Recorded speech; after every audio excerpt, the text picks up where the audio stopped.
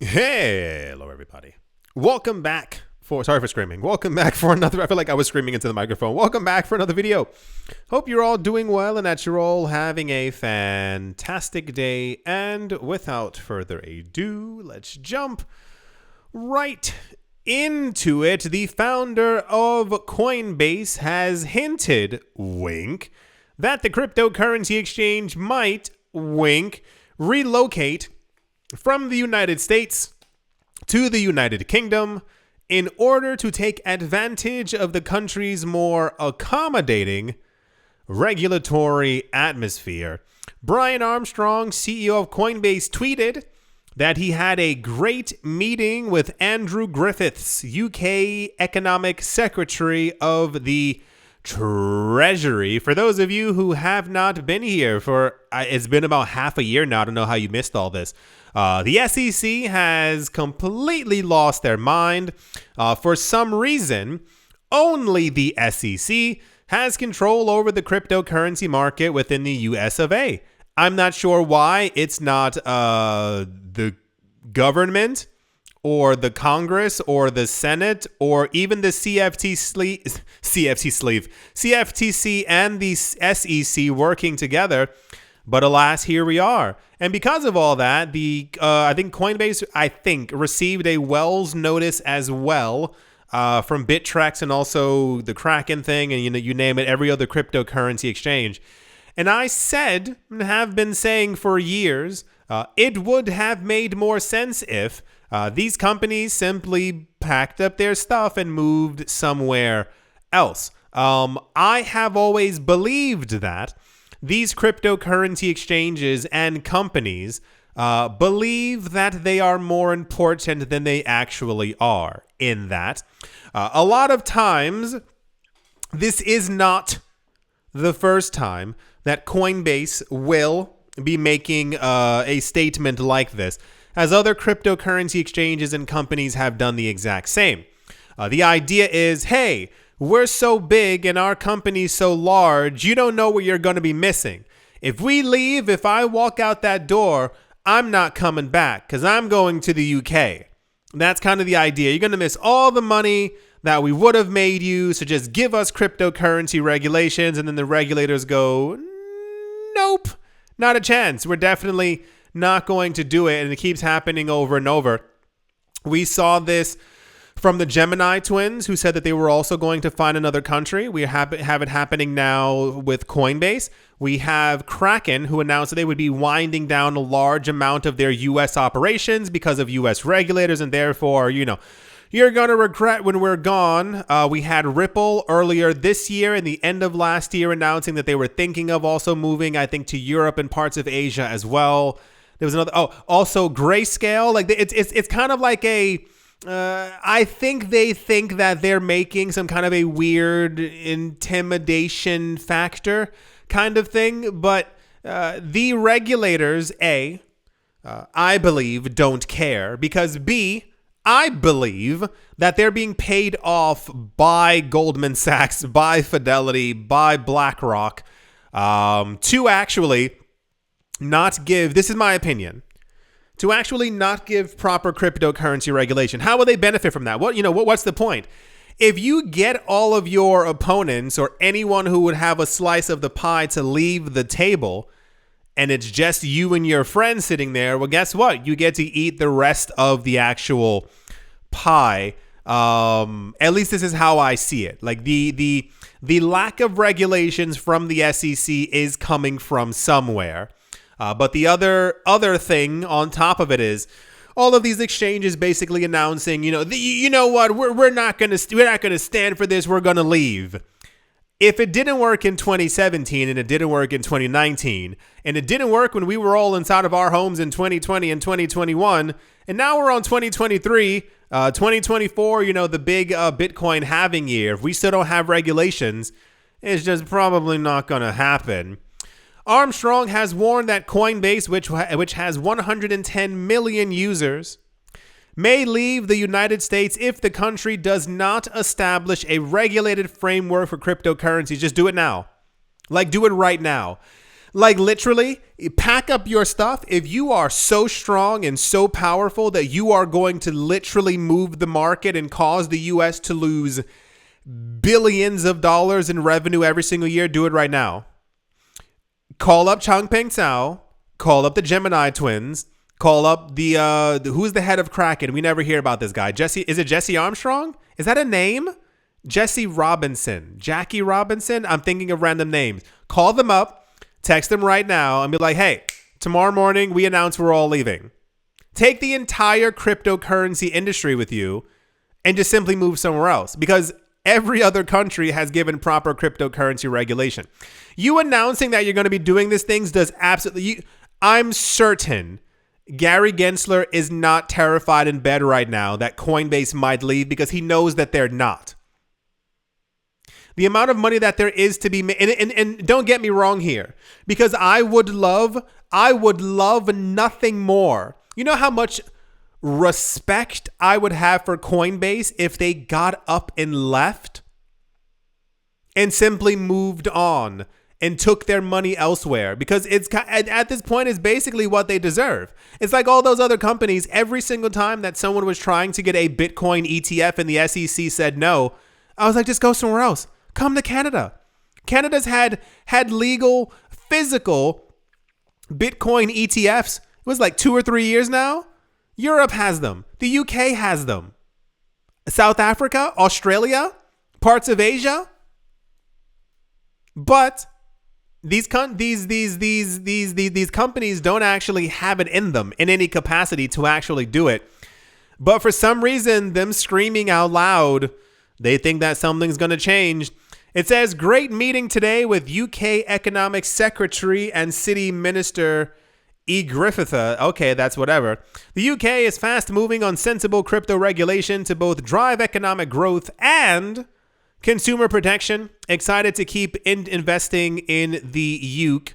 And there's a photo of him right there. I don't know why they felt that was needed. So Brian Armstrong and the SEC and Coinbase have been muchly in the news as of late, simply because, once again, in the never-ending story, the SEC refuses to actually do their job and to give proper regulations. But that's what happens when you're corrupt. You kind of understand. Also, tying directly into it, Brian Armstrong, the same exact guy from Coinbase, tweeted that he spent an entire day in Washington, District of Columbia, discussing crypto regulation with congressional members. He says, spent the day in D.C.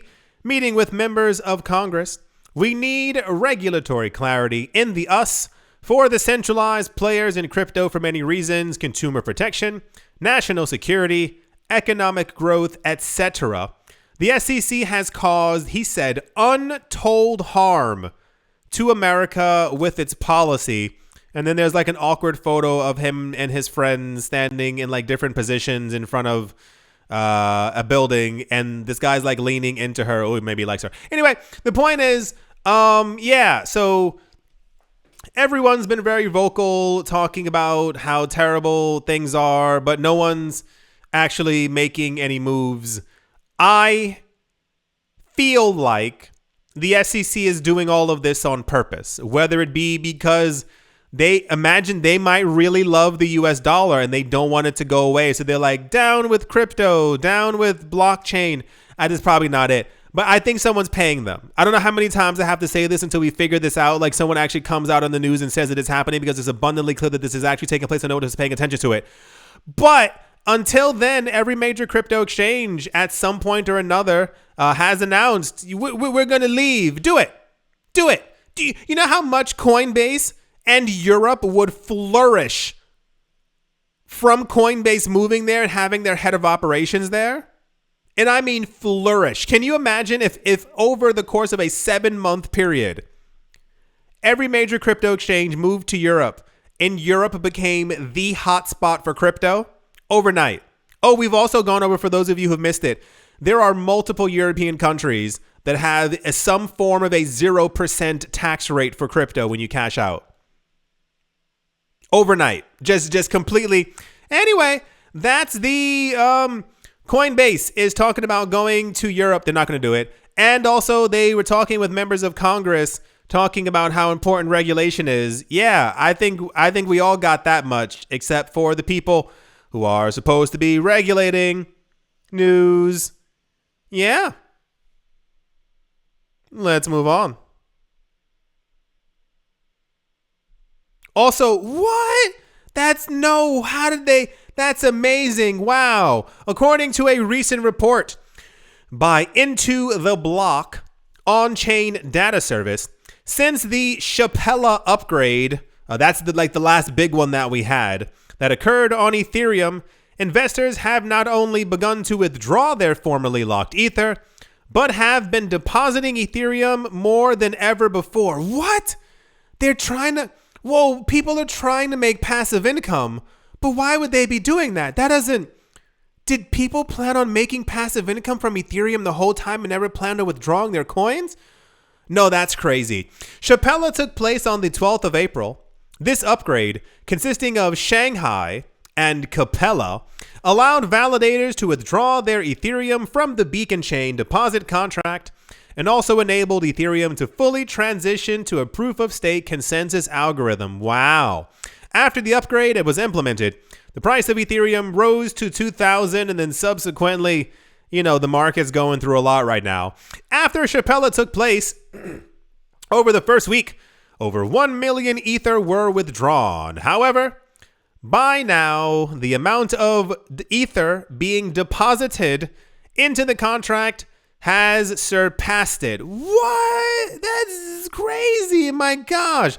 The tweet from Into the Block shows that the number of deposits by staking providers has seen a dramatic increase, while it has registered massive outflows from Lido, Coinbase, Kraken, and Rocket Pool. Centralized exchanges in Asia are facing enormous inflows of Ether, namely from Huobi and OKX. And here's it's just numbers. There's like green numbers, there's red numbers, and then everyone's like, whoa, those numbers are crazy. For those of you who missed the news as well, as Kraken is winding down their US-based operations, they announced that if you have a Kraken account, they are going to be shutting down all staking services to US clients. So if you are staking on there, stop it and simply move your coins to another platform because they will no longer be helping you.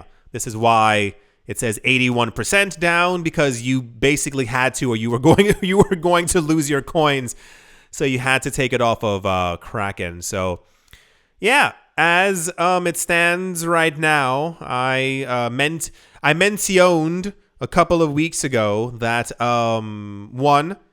there would not be billions of dollars worth of Ether hitting the market as people told you, and that people would actually continue staking and or withdrawing the money that they made on top because, gotta pay rent and everything's super expensive right now. But yeah, I am feeling something in the air as far as Asia historically, beforely, had a very strong hold on the cryptocurrency market, and they basically dominated it. Since our last bull run, that is to say 2 years and some change ago, the amount of Asian countries that have proper crypto regulations has dramatically increased. A lot of times we do get news, this was also something recently as well. What was it? The kimchi premium, terrible name, that they were calling it, within South Korea also came back. There was also one in I think 2 African countries as well. The idea is that, let's say Bitcoin is trading at $30,000, other countries, because they can only use their crypto exchanges there and only have a limited amount of Bitcoin. As they buy too many Bitcoin, the Bitcoin on those exchanges ends up getting a premium. And the one in South Korea has been quite high historically before, and we're seeing these premiums beginning to pop back up.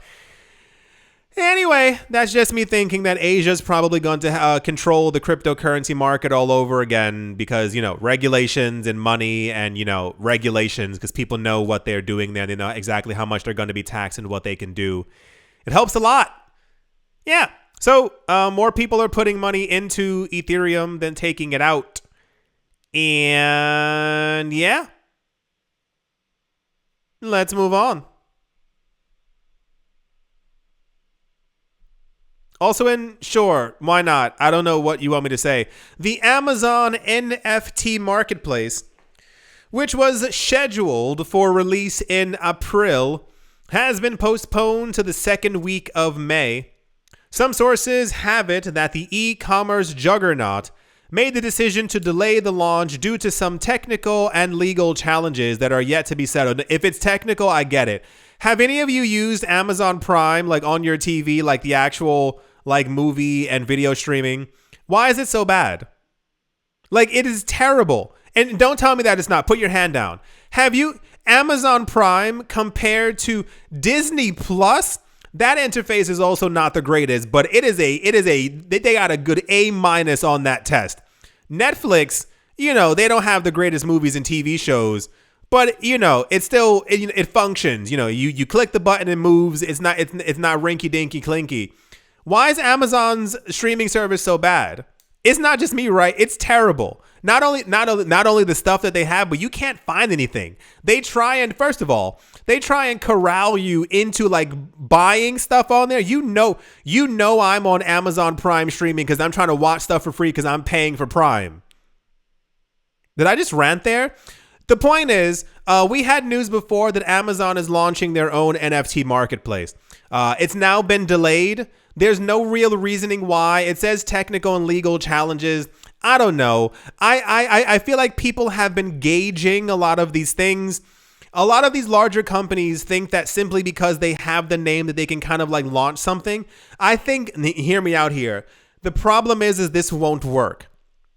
If Amazon launches an NFT marketplace that gives you custody of your NFTs, this will be the largest NFT platform in the solar system. I mean, it'll take about a good 6 weeks. Bam. Gigantic. I have a strange feeling that not only are they not going to give custody, but the NFTs, which are probably not going to be NFTs because they won't even be on a blockchain, will probably just be run within like a rinky-dinky Amazon website NFT kind of thing. As far as it being delayed, it's like, sure, why not? You're going to have to launch it at some point. It's just a matter of like if people actually want to use your platform.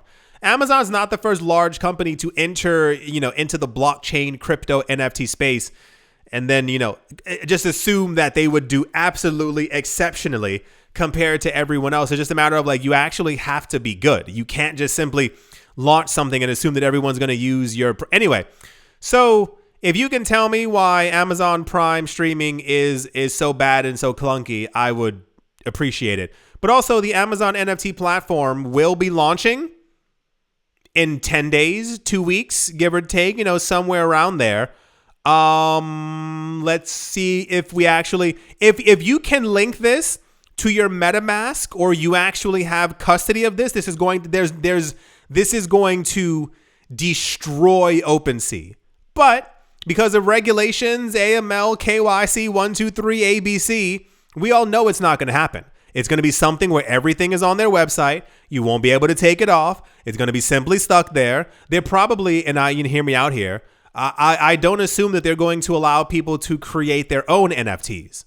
It'll probably be, once again, big major players, and we're expected to go to their platform and just buy stuff, just consume as opposed to being able to create.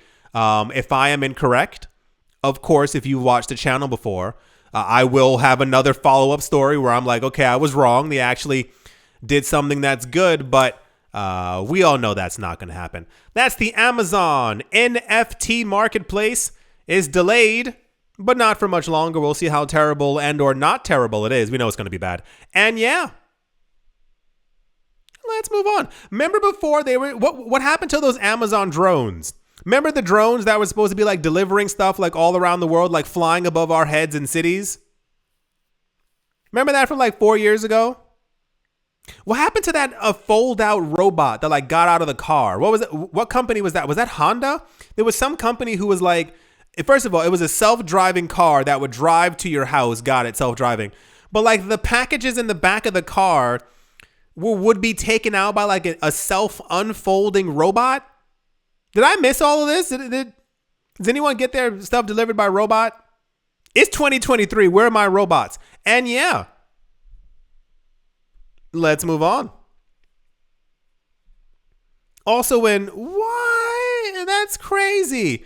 Gemini says that they intend to increase their presence throughout the Asia Pacific or APAC and will be hiring Pravitiwana. It says that. Pravitiwana as the region's CEO and establishing an engineering facility within India. According to a blog post by the company, the action is part of the New York-based exchange's aim to expand its international operations and take advantage of the rising demand of cryptocurrencies and Web3 products. In his capacity as CEO of Gemini APAC, Tawana will lead the go-to-market strategy, oversee profit and loss management, and launch an expanded region-specific good and services. That's a weird sentence. According to the post, he will keep his position as the exchange's worldwide technology officer. Tawana previously worked at Microsoft and Disney before joining Gemini more than a year after working for Amazon Web Services.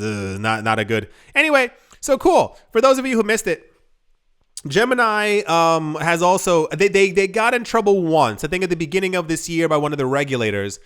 And then they also announced that they were going to be like, we're leaving. We're going to be doing, brighter horizons, greener pastures, something about milk. I don't know what they were talking about. But this also, I guess, it appears to be part of what they were talking about doing. And I guess they're going to India. It makes sense. Have you seen their population? It's like 9 bajillion people. It is completely out of control. So it makes a lot of sense. And that's if India ever does, if they actually get crypto. You think the SEC is bad? You think you should look there's no way. I was going to say, look at my old videos where I talk about it. You would be there for days and months. Years ago, India was like, oh, we are on the cusp of giving cryptocurrency regulations. Tomorrow? You wait till tomorrow. It's been like 8 years.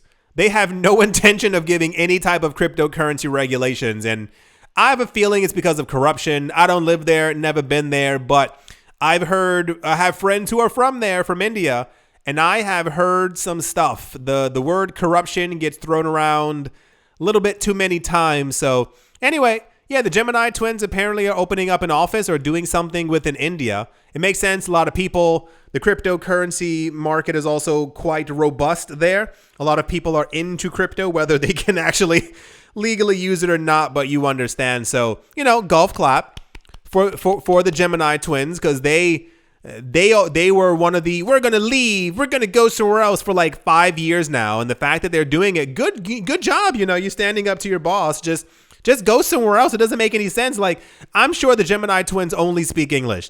Go to Australia, go to London, open up an office in South Africa. There's more places than really expensive, high taxes New York City. That's the Geminis are opening up an office in India. Finally, news. And yeah, let's move on. Also in the news, here we go. And I assume I'm saying this correctly. It is spelled ANETA BTC. And I assume it is pronounced Anita BTC, as in like, I need a BTC. A project that seeks to bring on-chain wrapped Bitcoin to Cardano and Ergo has announced that the Cardano testnet is now live. In January, Anita BTC released their public testnet for the Ergo blockchain. So Cardano always does this. Everything is a testnet. There's a testnet of the testnet. It usually comes in different colors. You think I'm joking. I'm not. It's like there's a white one, and then a green one, then a purple one. a red one. Then there's like a public pre-test net test thing that ends up also happening. So this is, where we currently are. The idea of wrapped Bitcoin is that Bitcoin, the blockchain, only does 3 transactions per second. And if you want it to move faster, you can use the Lightning Network, or you can wrap your Bitcoin onto certain chains and use the quicker speed of those chains and still transact in the value of Bitcoin. That's the idea behind it, at least. It has become a double-ended lightsaber. I don't know where that came from, but it's kind of the idea that if you lock up your Bitcoin into another chain and it is wrapped there is less Bitcoin going around on the actual Bitcoin blockchain, i.e., less Bitcoin, higher the price. The other side of it also is, if you are a blockchain that allows for other people to wrap their coins on you, that blockchain, Cardano, then also subsequently gains more value.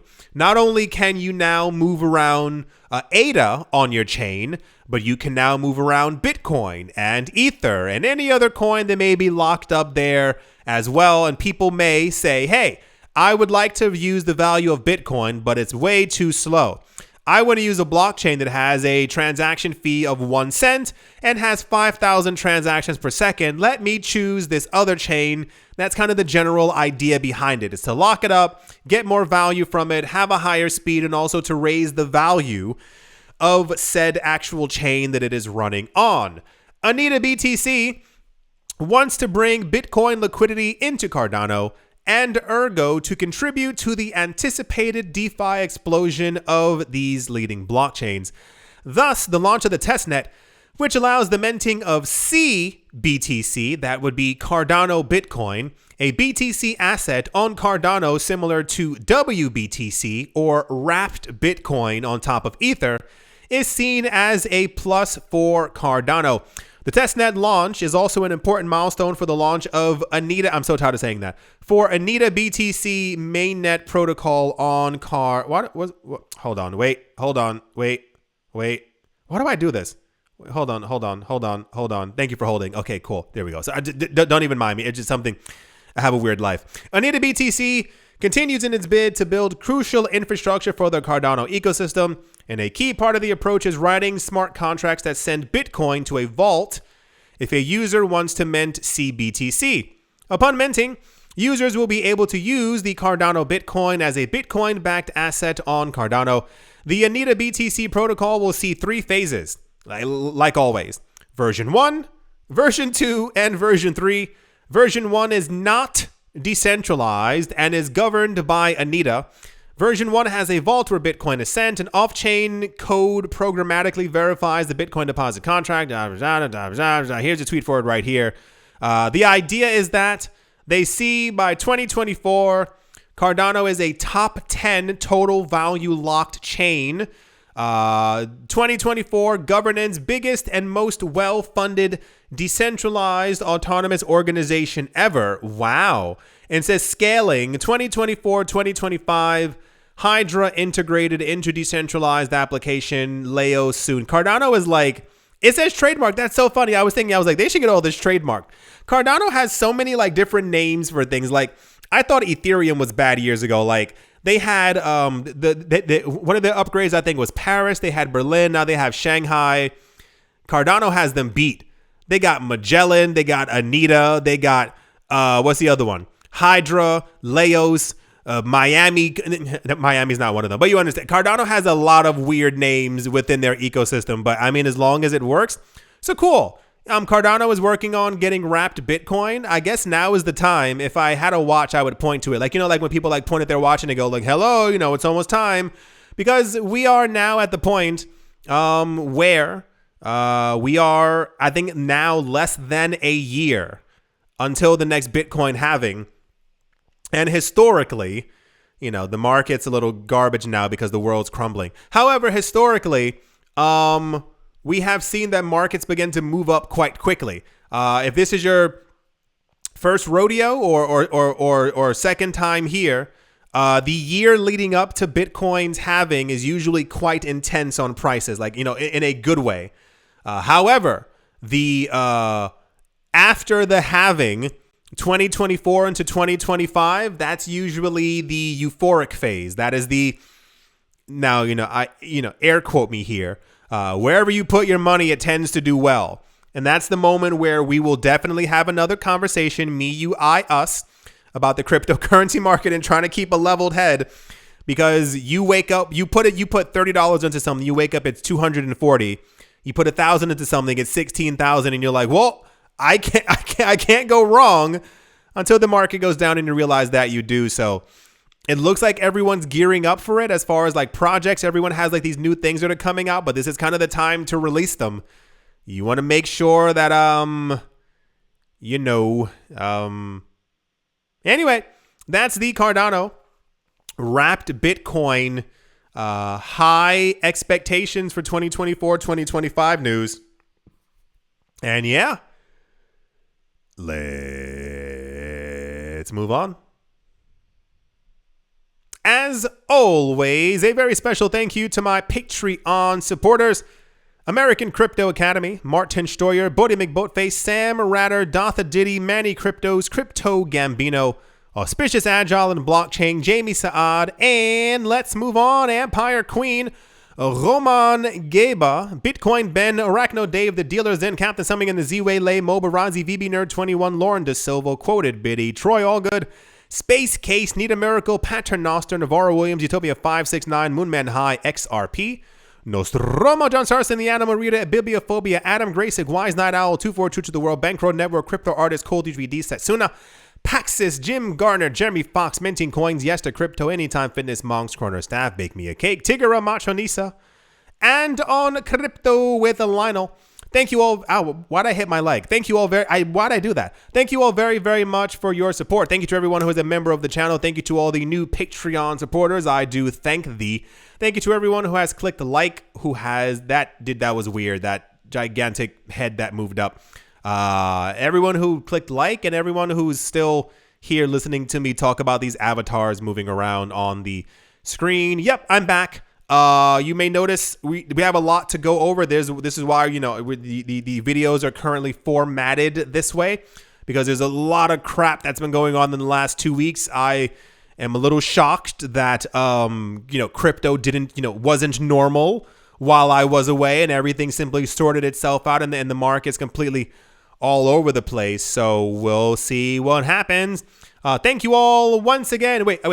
I do hope that you've all enjoyed. I do hope that you all are having a great day, great morning, great afternoon, great evening, wherever you are, wherever you might be. I do hope it's absolutely fantastic. Thank you all once again for watching, listening, liking, commenting, and or supporting. And I will most certainly be talking to you all soon. See you.